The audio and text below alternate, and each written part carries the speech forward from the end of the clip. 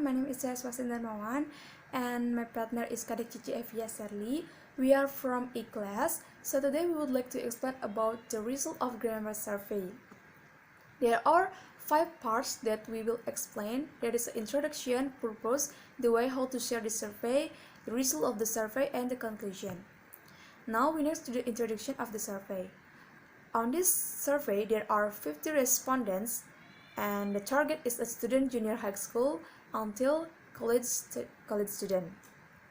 And the test is about the simple present tense, and the questions are 20 questions, and it's just talking about how to use do, did, and does. Okay, according to Wikipedia, survey or self-administered survey is a method of collecting primary data by asking questions to individual respond. In the survey, we will collect data about the grammar. That is a simple present tense. Many of the people just know about the simple present tense, but they are still confused how to use the simple present tense as well. Okay, the simple present tense, there is tenses. It's happened on this time, or the tenses can be used in this time or in a daily activities. Okay, we next to the purpose of the survey. Well, the purpose of the survey is to determine the level of the one ability who use the simple present tense. With the survey, we can know about the material with the different respondent, that is from the 50 respondents, which is not yet clear, or which one the answer is still confused. Okay, to get the data from the respondents, we are using some ways. The first one is prepare the text and prepare media web sims like Google Form, that is from a Google Classroom. And then we need to take the question and we make it more easy and quickly to get the data. Okay, and the second one is using WhatsApp. WhatsApp is the media of the application from your smartphone, from our smartphone, and there's many of the people know about that media.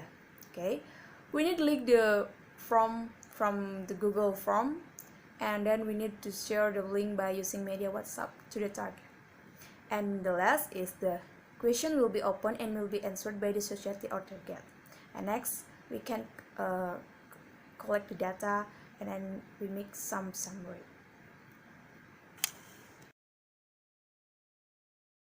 Well, thank you. Now I want to explain about the result of the survey. Well, you can see this chart. Okay, from the result of the survey that was carried out, we got 50 respondents with a total of 20 questions. The result of our survey can be seen from this chart. This chart shows the level of score obtained by our respondents. Well, you can see this chart. One person has got 15 scores and 3 persons has got 20 score and extract. Well, from this chart, it can be said that there are still some people get a score below 50. In the fact, you can see that one respondent get a score of 15 score. 15 score is the smallest score in this card. This is because there are many people that do not understand how to use simple present tense. Well, next, the second chart. The second chart explains the correct number of each problem. There are several questions that almost all respondents are able to answer, such as question number 5, 2, and the last is 17. I want to explain one by one. Questions number 5, the number of correct respondents is 43. This is the easiest questions because almost everyone knows the answer. In this case, the use of the I frame is not added S or ES. Next, questions number 2. With the number of correct respondents who answered is 38. The answer of number 2 is almost the same as a number 5. The verb that does not to be added as or es if the subject I, you, they, we. Next, questions number 17. With the number of respondents who answer correctly is 38, same like before. The answer to this question is does not, because in general the use C in an interrogative sentence is to add does not after the subject, like she does not go to blah blah. The next chart is the number of respondents who answered incorrectly.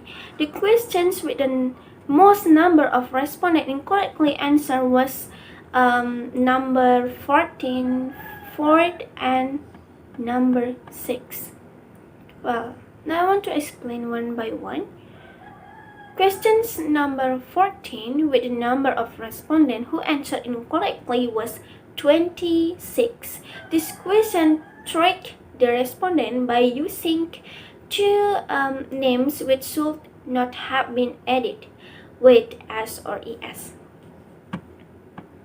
Questions number 4 with the number of respondents who answered incorrectly is 25. This question also tricks the respondent into use one sentence which has two activities, so that the student is still the same. Like my mother, use verb is added s or es.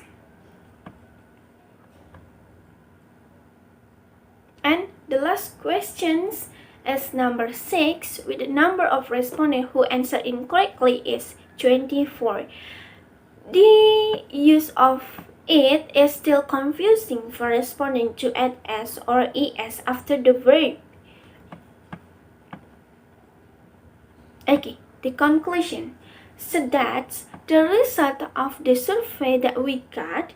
The conclusion is there are so many people that do not understand how to use simple present tense in daily life.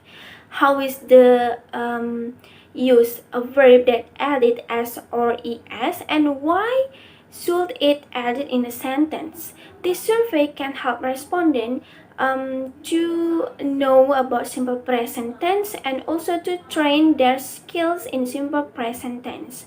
Well, I think enough about the result of the survey and also the conclusion. Well, I'm sorry if I have a mistake in pronunciation and the other. I say thank you very much for your attention. Stay safe and stay healthy. Thank you.